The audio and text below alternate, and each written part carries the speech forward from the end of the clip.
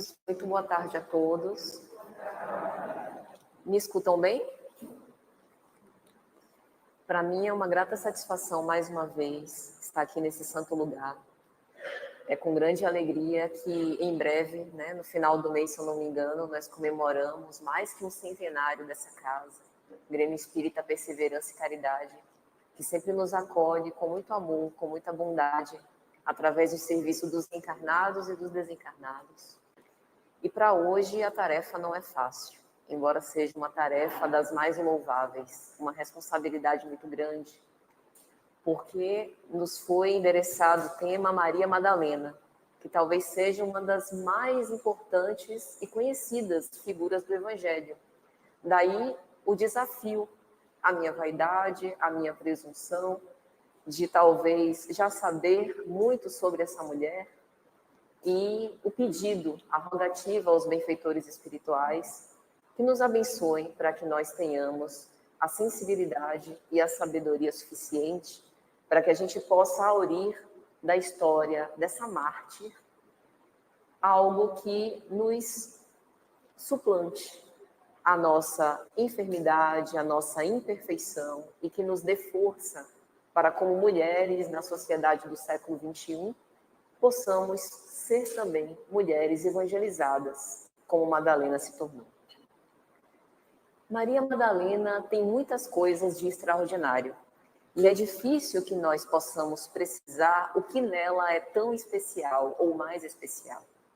Ela foi eleita, como nós sabemos, a reporta da ressurreição pelo Cristo, tendo ele podido eleger muitas outras, sua própria mãe, Joana de Cusa, dentre as outras mulheres piedosas que se acercavam dele e criam na sua bondade, na sua pureza e na sua inocência.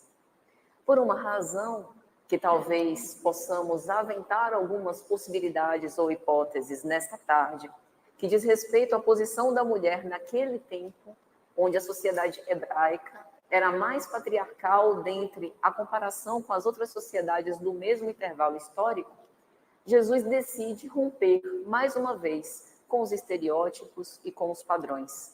Assim como numa palestra que tivemos recentemente, conduzida por Iramar, no episódio da mulher samaritana, da mulher hemorroíça, ele traz as mulheres da sua invisibilidade social e as emancipa.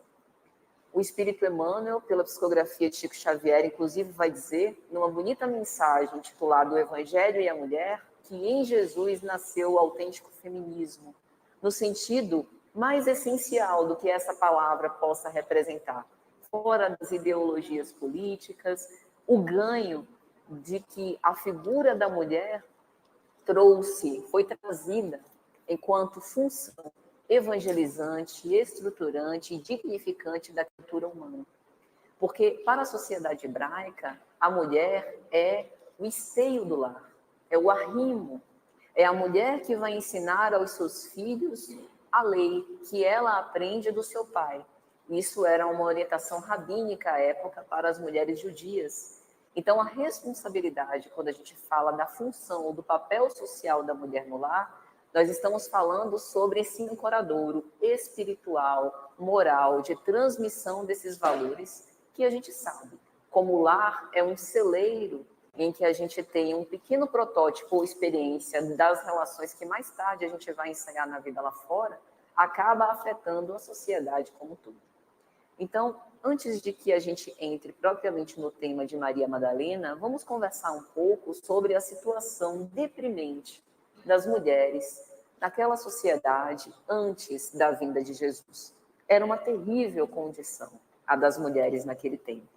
Havia uma atitude extremamente machista em relação às mulheres que se manifestavam em diversas ocasiões. As mulheres tinham um certo pudor por aparecer em público. Muitas delas protegiam a própria cabeça e a face com um véu. Era uma situação incômoda de qualquer um falar com uma mulher dita casada e até mesmo olhar para ela. O templo, eu peço que vocês olhem em derredor, vejam como estamos em maioria feminina aqui nesse templo sagrado, aqui nesse salão doutrinário.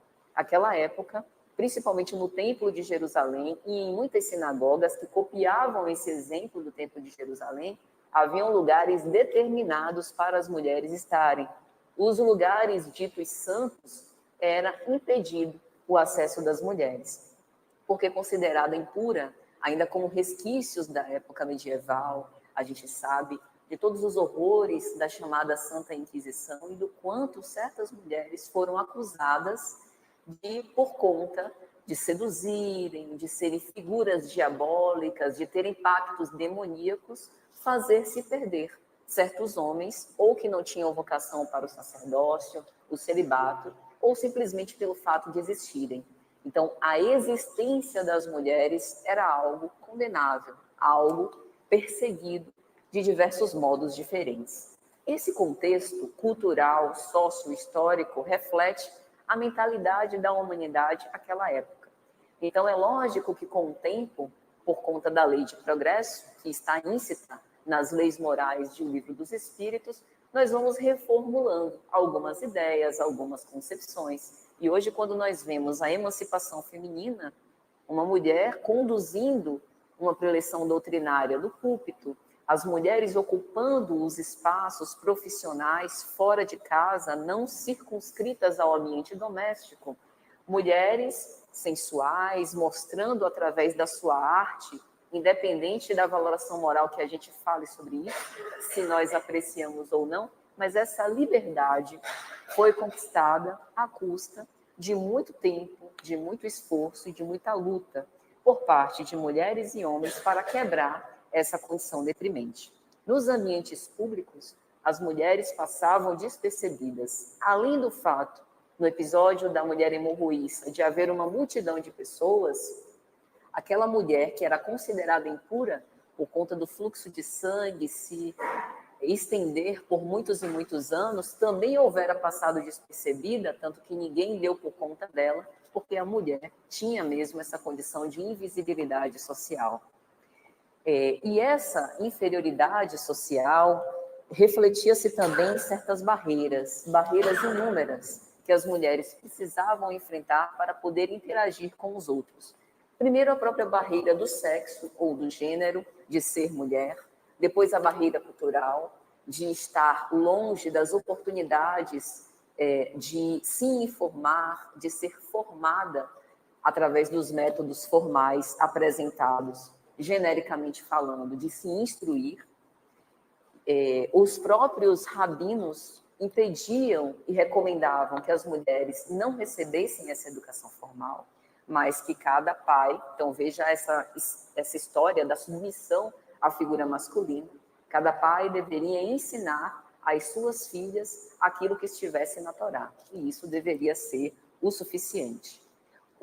A barreira de caráter moral, o preconceito, pelo fato de tantas serem tidas como pecadoras, sem necessariamente terem cometido alguma ação ou terem um comportamento que justificasse tal estigma, deixando-as, portanto, submissas e numa inferioridade em relação à figura masculina.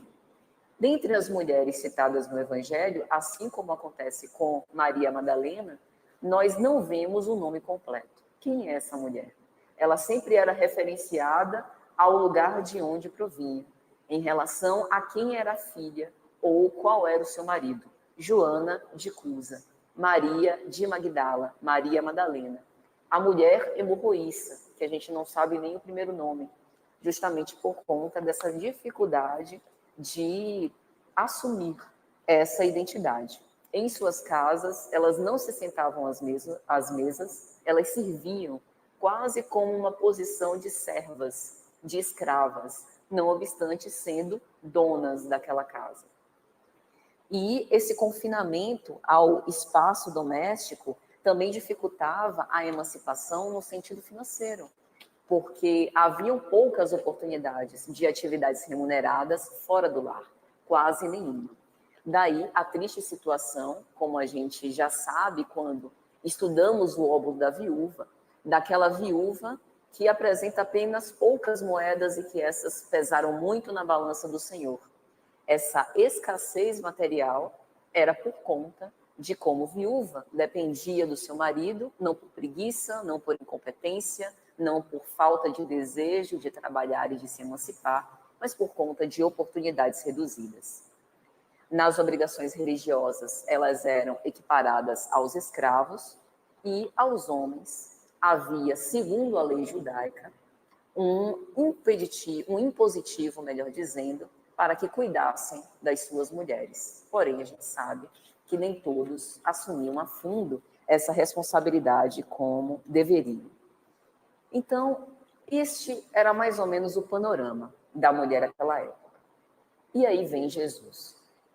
Nós já sabemos que a figura do Cristo é uma figura docemente revolucionária. Ele se contrapõe aos estigmas, aos preconceitos, se relaciona com todos.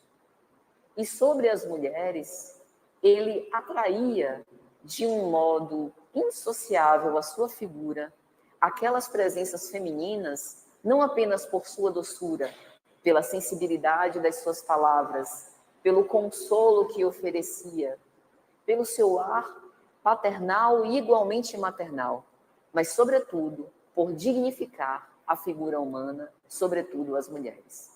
No caso específico das mulheres, Jesus as retira da invisibilidade social, conversa com elas, consola-as, ouve os seus apelos. É como se ele, como psicoterapeuta inconfundível, criasse, através dessa relação, uma oportunidade de dar a voz a essas mulheres. Daí a importância das mulheres na divulgação do Evangelho. Pouco se fala sobre isso historicamente, mas foi no lar de muitas dessas mulheres que se tornaram arrimos de família, em que as células do cristianismo primitivo começaram a se desenvolver.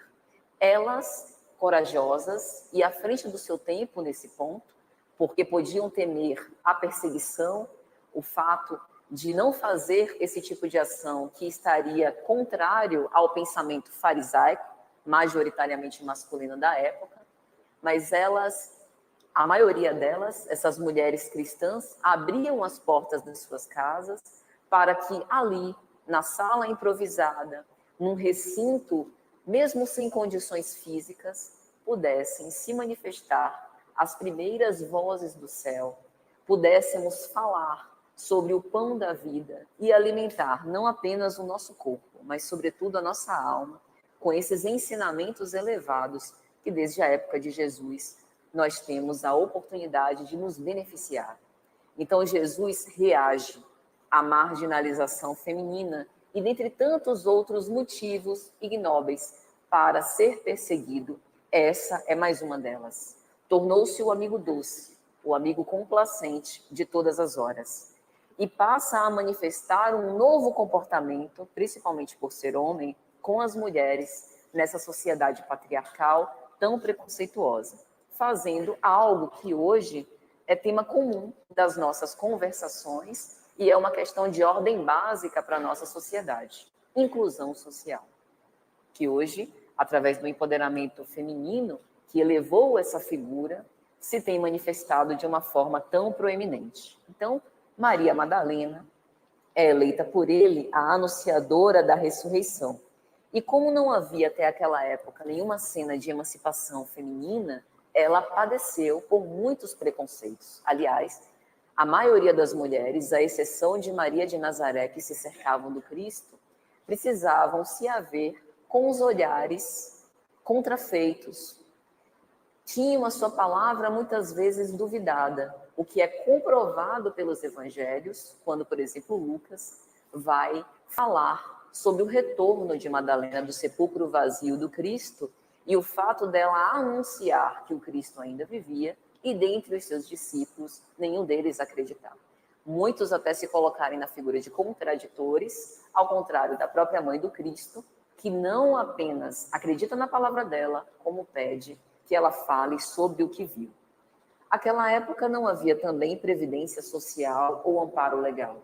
E nós já sabemos disso. O próprio Cristo, quando alguém buscava segui-lo, repetia que o filho do homem não tem uma pedra onde reclinar a cabeça, que as aves têm ninhos, as raposas têm tocas, mas que ele não tinha um lugar. E isso era especialmente mais grave no caso da figura feminina. Maria Madalena vem então de Magdala ou de Migdal. E a gente também precisa falar um pouco sobre essa cidade. Magdala era uma cidade com comércio proeminente.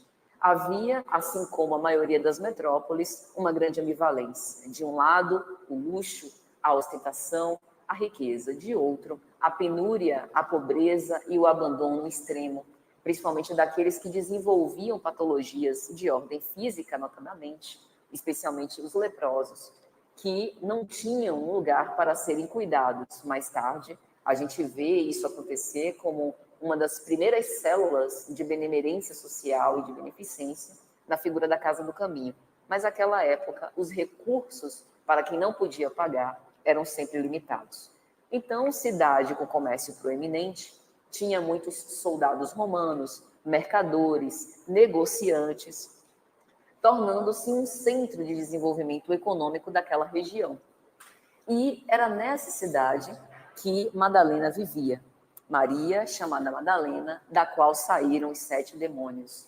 Há uma certa discussão por parte dos teólogos, principalmente da Bíblia de Jerusalém, com respeito às menções a Maria Madalena, presentes no capítulo 7 e 8 do Evangelho de Lucas. Mas, em geral, a gente a conhece, além de ser a repórter da ressurreição, por essa que passou por uma grave obsessão, uma possessão demoníaca e foi curada por Jesus.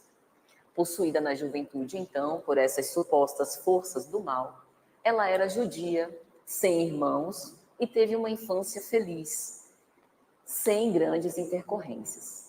O médium Divaldo Franco, através da sua mentora espiritual Joana de Ângeles, reencarnada na época como Joana de Cusa e que, portanto, conheceu intimamente a figura de Maria Madalena, nos narra coisas muito interessantes, como, por exemplo, que mesmo antes dela se emancipar e morar sozinha, desde os seus 10 anos, já ouvia falar sobre a vinda de um Messias. E mais tarde, quando a figura do Cristo se presentificou com todas as características emocionais e morais que aguardava, ela sentiu aquele arroubo e aquele apaixonamento com o ímpeto de segui-lo. Era uma mulher à frente do seu tempo, ou seja, indignada com as condições de que já discutimos da mulher ser desprovida de oportunidades e de espaço público. Não era propriamente alguém recatada, era desenvolta e costumava conversar e dialogar com todos, principalmente homens. E aí a gente começa a entender a posição de Madalena e a nos transportar também para aquela época. Eu não sei vocês, meus amigos, mas se fosse eu naquela época, provavelmente minha reputação teria sido pior do que o que a gente ouve falar sobre Madalena. Uma situação tão revoltante, um espírito imperfeito como eu sou, indignada, insubordinada, eu não iria me colocar contra essas condições de algum modo?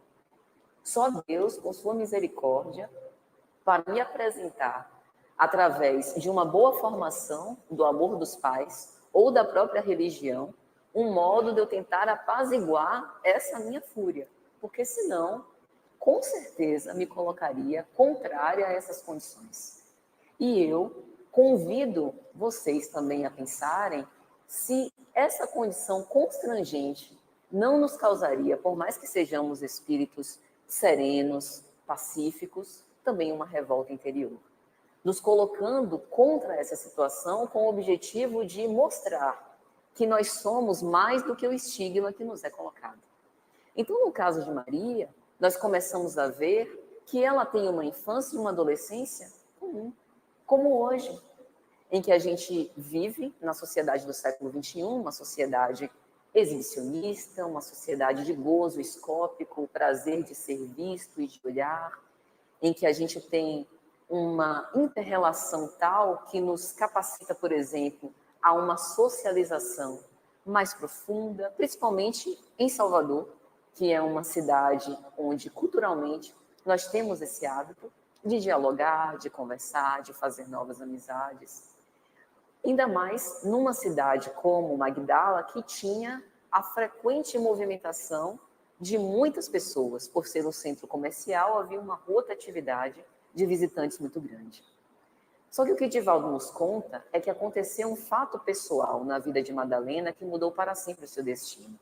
Aos 15 anos, ela se apaixonou perdidamente por primeira vez por um suposto soldado romano, que acabou resultando numa grave desilusão, a maior decepção da sua vida.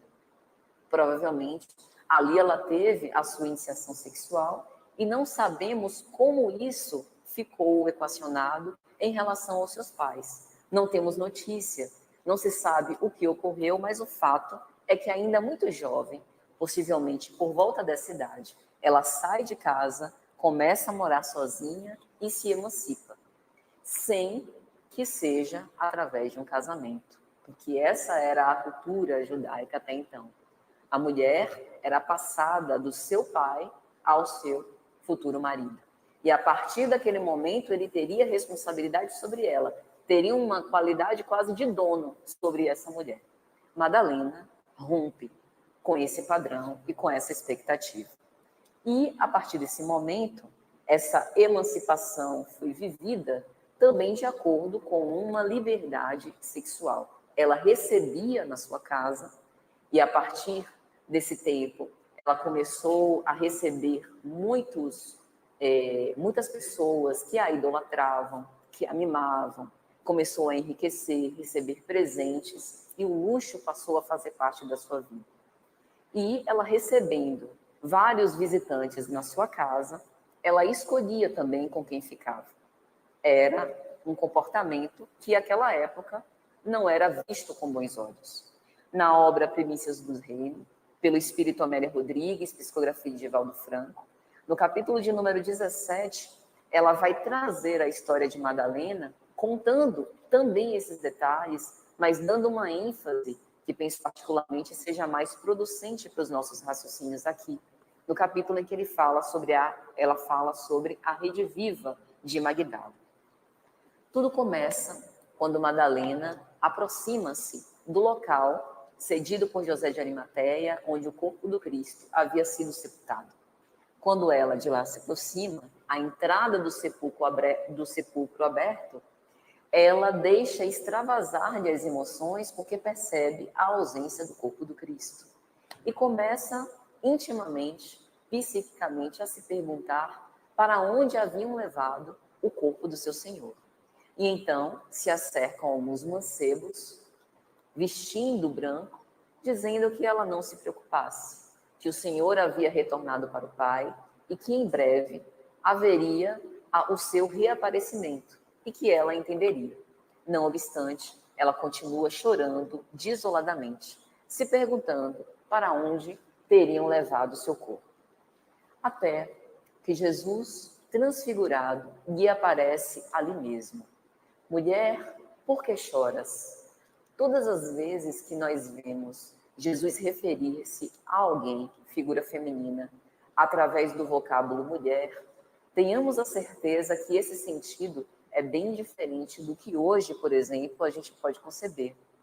Às vezes, quando a gente fala mulher, hoje em dia, dá um significado de rigidez, afastamento, chamar a atenção ou algo do tipo.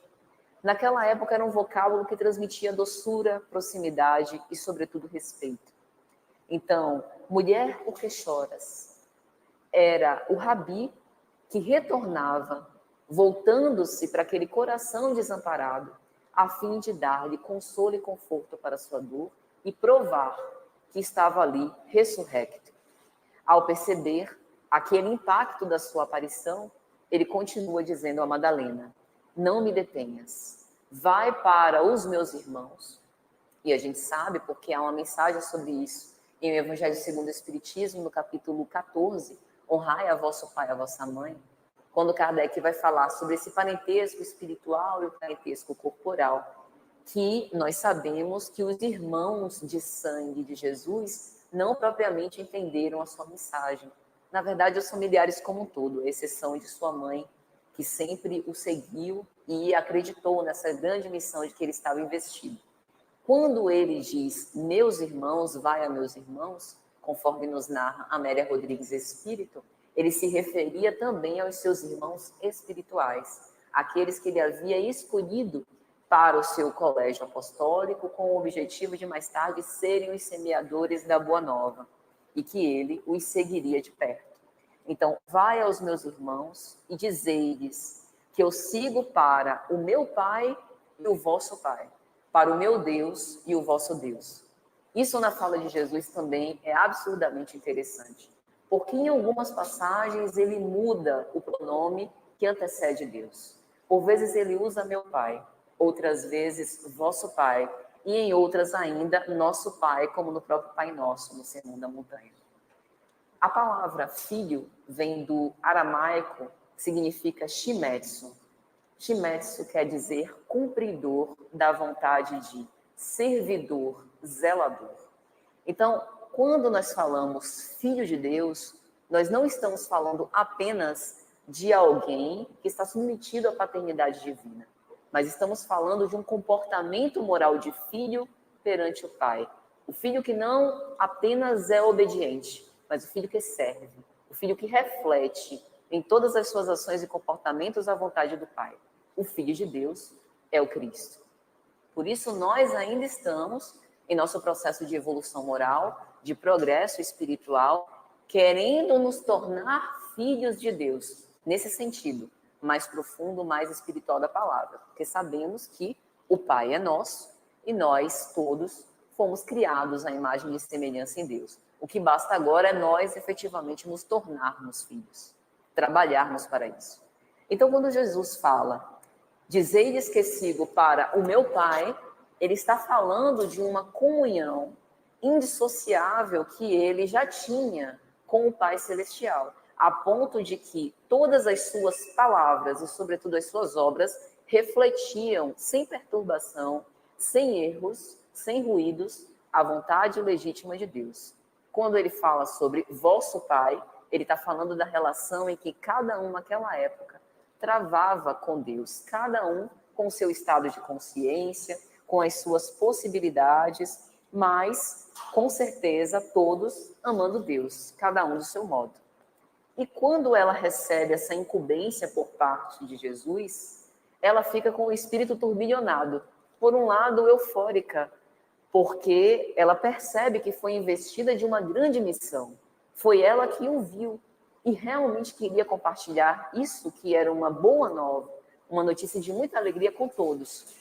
Por outro lado, ficava nervosa, talvez receando como os outros receberiam esse tipo de notícia. Mas ali está eleita a repórter da ressurreição. Quando ela chega entre os seus apóstolos, as dúvidas começam. Apareceu a ti? Eu não posso acreditar. Com tantas possibilidades, tantas mulheres mais dignas, os seus próprios discípulos aqui presentes e apareceu a ti? Eu não posso acreditar. E naquele momento, a consciência de culpa de Maria Madalena ataca. Porque, voltando um pouco na história, a gente falou sobre esse pequeno palácio em que ela vivia e recebia vários homens. Quando ela ouve, a partir das suas servas, que o Cristo estava na cidade, em Cafarnaum, e que ela poderia ter a chance de se acercar dele, para conversar com ele, para que ele pudesse ouvi-la, consolá-la e confortá-la, ela se anima, porque ali ela estava diante de matar finalmente a grande sede de amor que ela tinha. Isso que eu acho mais extraordinário na vida de Maria Madalena. Como ela é parecida nesse ponto conosco, sem nenhuma presunção de querer nos comparar a ela. Talvez a coragem para esse esforço de redenção ainda nos falte, ou não seja suficiente de gerar uma revolução moral nas nossas vidas, como a gente vê na vida dela. Mas esse aspecto da imperfeição, da sede, do vazio existencial, é algo que hoje a gente ouve nos consultórios, seja por homens ou por mulheres. A busca de um significado existencial. Como trabalhar a minha angústia? Como trabalhar essa sede em que eu busco formas de tentar ser feliz, de tentar conquistar esse sentimento de bem-estar possível e sempre percebo que me falta algum passo, que nada me é suficiente. Quando ela ouve as mensagens proferidas por Jesus e ouve falar sobre aquela figura do Nazareno beatífico que andava sereno e calmo entre pescadores, entre cobradores de impostos, entre mulheres tidas como de má vida, ela se encoraja porque percebe que talvez aquela seja a sua porta de redenção. E uma vez que ela tem essa entrevista com Cristo e ouve as mensagens, a partir desse momento ela não volta para trás. Então, se a gente já conhece, por exemplo, a figura de Paulo de Tarso e o crê tão extraordinário pela grande força que ele teve de não se deixar abater pelo complexo de culpa, de não incorrer pela porta falsa do suicídio, de seguir à frente, elegendo o trabalho como lema de vida até a recapitulação de todos os seus débitos, em Madalena a gente tem um exemplo feminino da mesma obstinação, da mesma capacidade de redenção. Então, quando ela se vira aos discípulos para narrar do que viu, a sua voz harmoniosa segue entrecortada pela recusa de aceitar. Não aceito porque você é moralmente inadequada para essa função. E naquele momento, ela pensa, é natural. É natural que duvidem da minha palavra, porque de fato eu sou toda a podridão, vai dizer Amélia Rodrigues. Veja o quanto nós somos responsáveis pelos sentimentos que nós causamos nos outros. Isso não significa dizer que nós devamos assinar todos os melindres das pessoas com quem convivemos, mas devemos nos preocupar, sim, com cada palavra que nós profiramos, com cada mensagem que nós compartilhamos, com a opinião que nós defendemos, com os pensamentos que nós vitalizamos, sobretudo quando isso encontra um outro coração, que é o que a gente fala hoje sobre responsabilidade afetiva.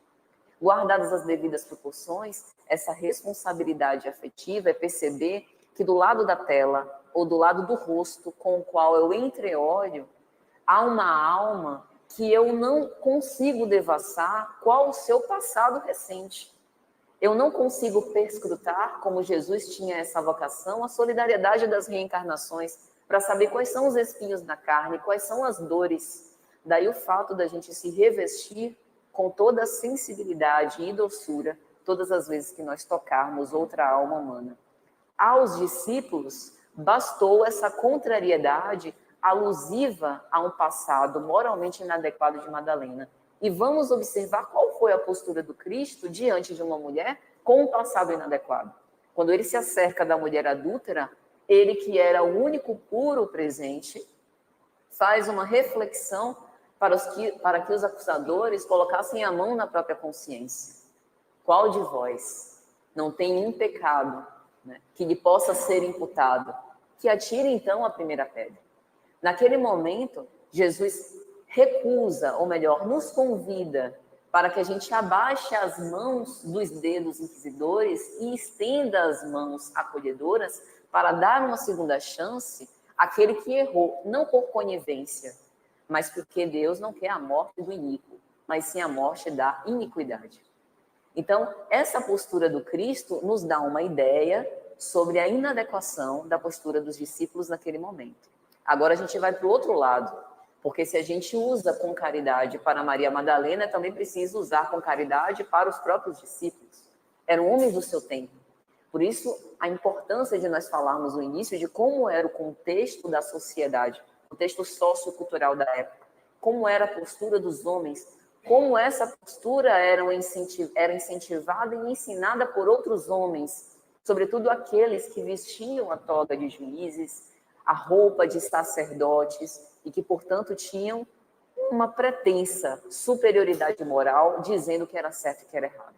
Então, a postura dos discípulos também era uma postura de homens do seu tempo.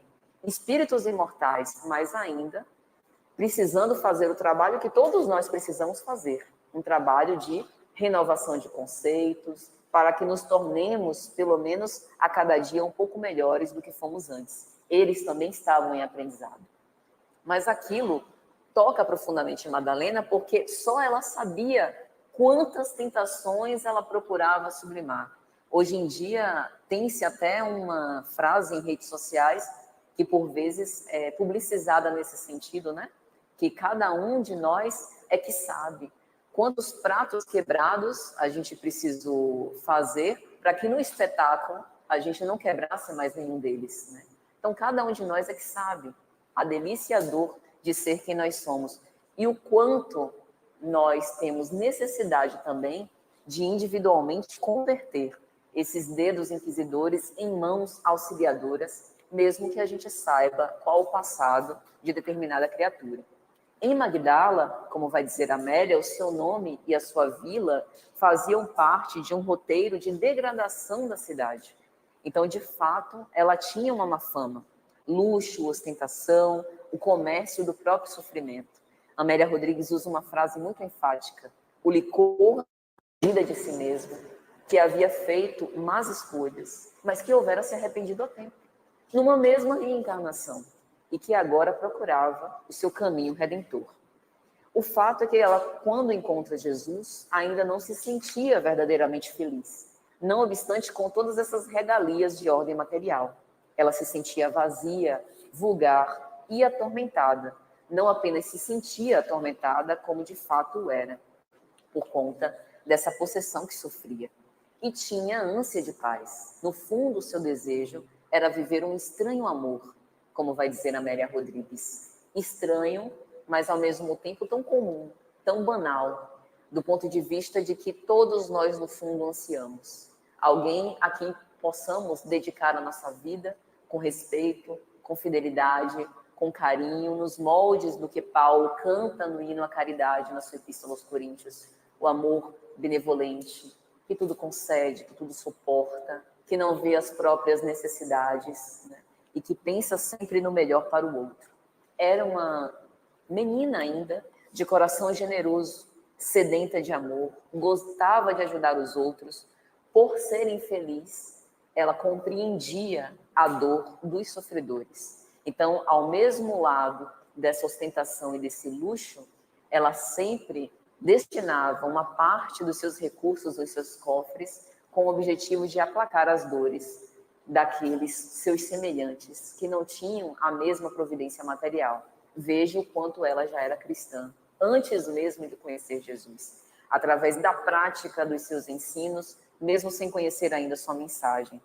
E ao encontrar a sua porta de redenção, se apaixona. Isso também é algo que Divaldo nos narra e que nós percebemos através da leitura evangélica.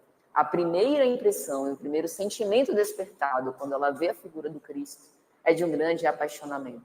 Tanto que na obra Boa Nova, pelo Espírito Humberto de Campos, psicografia de Chico Xavier, ele vai dizer no capítulo destinado a Maria Madalena que naquele momento ela ainda não poderia seguir Jesus, só depois, só mais tarde.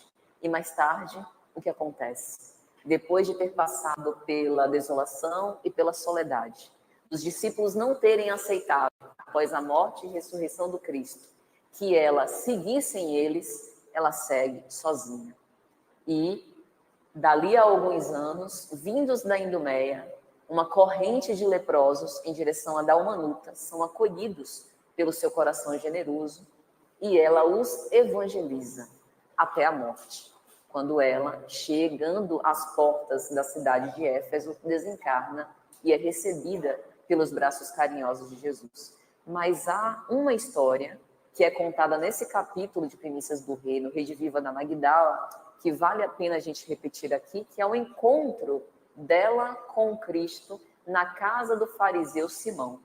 Naquela época havia um fariseu que gostava de ostentar as aparências exteriores e, na verdade, não tinha compromisso ético com a mensagem que abraçava, que era Simão, não o Simão Pedro, outro Simão. E ele ficou sabendo que o Cristo, muito famoso, sempre cercado por muitos sofredores, por muitos aflitos, estaria na cidade, passando por perto de Magdala, e decide destinar-lhe um convite para um banquete na sua casa. Jesus com a sua visão percussiente, percebe a importância do momento para dar um aprendizado a Simão e aquece. E é importante a gente falar também de alguns costumes daquela época, quando visitávamos a casa de outras pessoas. Hoje, quando a gente chega, a gente recebe uma visita na nossa casa, o que é que a gente faz? Tudo bem, como é que você tá? Dá 2 beijinhos na face, venha sentir aqui, bote a bolsa aqui, liga o ventilador, o ar-condicionado, quer um copinho de água, quer um café, quer um biscoitinho, quer um pãozinho, quer uma tortinha, e aí vai, né? Então a gente cerca desses mimos. Naquela época, o comportamento era parecido. O ósculo da face era presente principalmente entre homens. Mulheres não, mulheres você não pode nem olhar. Mas o ósculo na face entre homens era comum. Também o fato de ungir a cabeça daqueles que eram recebidos. E por conta de caminhar de sandália rasteira longos percursos e o chão quase sempre ser de terra batida, né? A gente não tem aqueles paralelepípedos bonitinhos aqui da Graça, nem ruas asfaltadas naquela época. Servia-se uma espécie de bacia com água para refrescar os pés e com isso ter o efeito de hoje o nosso ventilador, o nosso ar-condicionado. Nenhuma dessas boas práticas, digamos assim, de recepção de convidados, Simão fez em relação a Jesus. Amélia Rodrigues vai dizer que o clima estava incômodo, mas Simão, que na verdade não fez aquele banquete para Jesus, mas para se homenagear a sua própria imagem, mostrar-se na sociedade como alguém que recebia bem as pessoas, como alguém que dava banquetes. Lá para as tantas, tem um evento nessa tal recepção. Uma mulher descabelada, chorando, num desespero de dar dó, adentra a sala. Olha para um lado e para o outro, os olhos esbugalhados à procura de alguém. E quando vê a imagem do Cristo, lança-se aos pés de joelhos e começa a chorar convulsivamente. E depois de chorar convulsivamente e fazer algo que parecia uma prece, uma oração ou coisa que o valha, começou a enxugar os pés do Cristo com os seus cabelos. Abre o alabastro que ela carregava com um unguento dos mais finos. O aroma daquele conteúdo permeia pelo ar, envolvendo a todos os convidados, e derrama-lhe nos pés, e começa a balsamar-lhes e oscular os pés do Cristo. E o mais interessante é que o Cristo permanece imóvel, impassível, sem piscar, só se deixando envolver por aquele gesto de amor, de caridade, de recepção. Enquanto isso, Simão resmungava.